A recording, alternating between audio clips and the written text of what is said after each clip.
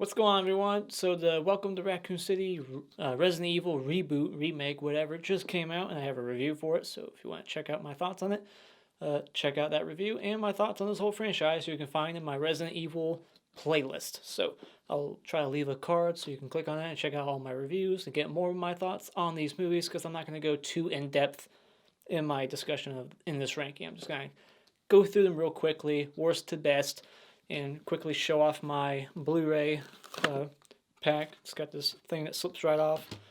Has Umbrella Corporation on the back, and they all have like their own standalone disc inside. So it's pretty cool. It's 4K Blu-ray. So I think it was only like 60 some dollars on Amazon. So you get like 6 movies for like $10 each. So if you're a fan of the franchise, get this Blu-ray pack. So this is a franchise that I just went through for the first time. I had seen the first one long ago on TV. I had seen like clips of like one or two of the sequels, like a couple minutes of them on TV. It was never a franchise I went to the theater to go see. I never bought them until I did this retrospective, review series here. So this was basically me watching it for the first time, fresh eyes. Now let's get into this ranking. All 7 movies, like I said, worst to best. What is number 7? What is the worst one of this franchise to me? Which overall I think is a solid franchise. It's not great. It's not something I'm looking forward to like revisiting time and time again. They're all good like one-time views, and then that's all I need. So it's just a fine franchise. It's not a great one. But the worst one, the only one that I gave a wasted time rating of, the one that I just really did not like at all, the one that bugged me the most was Resident Evil, the final chapter, the last one. And what bugged me about it was the editing style. The editing of this movie is just awful. You can't focus on the action when it just keeps cutting to 1,000 different angles every millisecond. So this one just was a big letdown after part 5. It completely skips over the big DC battle that I thought we were going to get in this, so that just really pissed me off. But I like that they brought it back to the hive. They brought it back to where the first one was, going full circle, going back to where it all began to put it into it. So I like the story they have going on here, but I just wish that it was edited better and I would have enjoyed it more. And I'm just not a fan of the new characters, but I'm not really a fan of any of the characters in any of these movies, really. Next up is Resident Evil Afterlife. This one, to me, kind of just felt and looked the most like a video game. And it has a lot of slow motion and CGI. Some of the worst CGI in this franchise, I think, is in this one. And it's very much a 3D movie. It really, like, constantly just keeps throwing things at the screen in 3D, bullets whizzing by. And I like that they have like the Alice army. There's a bunch of clones of Alice fighting the corporation in the beginning. This one has a couple of gory kills in it, surprisingly enough. There was a guy getting like sliced down the middle, the sackhead zombie guy who was like 7 feet tall. That was a pretty badass looking zombie. It has some cool visuals and set pieces in it, but it just was a little too over stylized, too much slow mo. And Spencer Locke in this one has a much smaller role than she did in part 3. But I like that they brought Ali Larter back, and it's just a fine movie. It's a good one-time watch, like I said, all of them. So this one is my number 6. Number 5 will go to the original Resident Evil. This one, I really like the location of the hive, the way it looks, the set designs. It's very bright, and you got the laser hallway. It's got a very intense action score. There's little downtime. I can say that for all these, really, very little downtime, very fast paced. But this is the one where Alice is the least superhero. Like, she isn't the gun wielding badass that she is in all the sequels.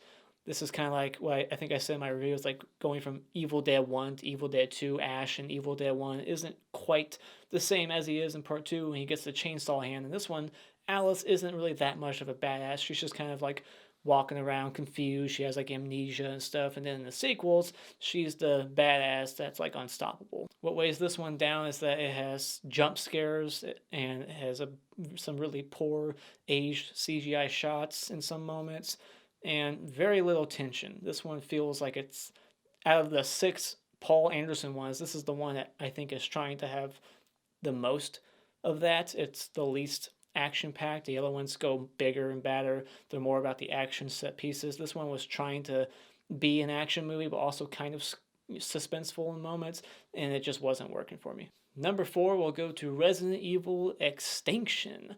I really like the cinematography of this one. This one was shot by the guy who did Razorback. This one probably looks the best out of all of them in the original 6, and the camera work, it's steadier. It's not, the editing's better than part 6 definitely, and part 2 has a little of that choppy editing that part 6 has, but not to that extreme. Alice is like, I think, her most superhuman in this one. I like the Las Vegas set location that they go to, and this is when the whole world is basically dust and just ruins, and you got the introduction of Ali Larder and Spencer Locke, so I like that. The killer crows, and I just really like the look of this one. The zombie dogs are brought back, and they look badass, and this one, again, is very fast-paced. But what I didn't like about this one is there's no Jill Valentine. She just is gone from part 2. And the LG character, or I think that was his name, or LJ. LG, isn't that Texas Chainsaw Massacre too? LJ, the guy from part 2, he's in this one, but he's not as funny as he was in part 2, and he's more of a moron and selfish asshole in this one, putting everyone else at risk. I didn't like what they did with his character. But the reason why this one can't go higher than this is because I thought the finale was lackluster. They go back to the laser hallway, which I thought was cool. The new villain looked kind of cool, but the CGI kind of took me out of it. That also just kind of weighs it down. So number 4 will be Extinction. Number 3 will go to Resident Evil Apocalypse. This is when Jill Valentine is introduced, and the Nemesis zombie is introduced here also. Never comes back again, I don't think. Not like this, at least. He's like a Terminator in this one. I love the look of him, and he's just fucking awesome, and wish we would have gotten more of him in the franchise. And Alice, she's the badass that she wasn't really in the first one. She's come out of her shell. She's a lot more skillful in this one. There's some cool action set pieces in this one also. It's fast paced, but this one, like part 6, like I said, this one has the second worst editing. There's some weird slow-mo in this one, like choppy slow-mo in this one. It's kind of frantic, the editing, so that weighs it down. But I think this one, compared to like part 1, has better atmosphere. I like the atmosphere of part 1, but this one has, like, it's darker, and I like the cemetery location they go to, and the church. It's much more darker. And this one introduces LJ, the comic relief character that they kind of ruined in part 3. And this one has naked zombies, so that's always a good thing. So number 3 is Apocalypse. Number 2 will go to the new one, Resident Evil Welcome to Raccoon City. This is the one that's more faithful to the video game. In 96, this movie takes place in 98, and they go to the mansion, and there's a lot of similar things from the video game I read. It's much different in tone and style than the other ones. The cinematography is pretty good. I like the main actress in the movie, and from Crawl and Donald Logue, I like him. He has some good comedic moments in the movie. The soundtrack, the score was pretty spooky, haunting, like the deep red orphanage theme. It didn't have the finale that I would have liked. It didn't have the gore or as much of the suspense that I was looking for in this one. I was hoping they were going to go bloodier and more dark than it was. It was darker than the Paul Anderson movies, but it wasn't as dark and bloody as I would have liked. But number 1 will go to Resident Evil Retribution. This is just the one that I enjoyed the most watching. It was a huge shock. I couldn't believe how much I was liking it while I was watching it. I just think it's the fastest paced, most action-packed one of the original 6. You got Paul Anderson directing this one, and it just flies by, and I love what they did with the character of Alice, introducing this possible daughter character, so she was playing like a mother role in the movie, not just being the one-note badass that she is in most of the sequels.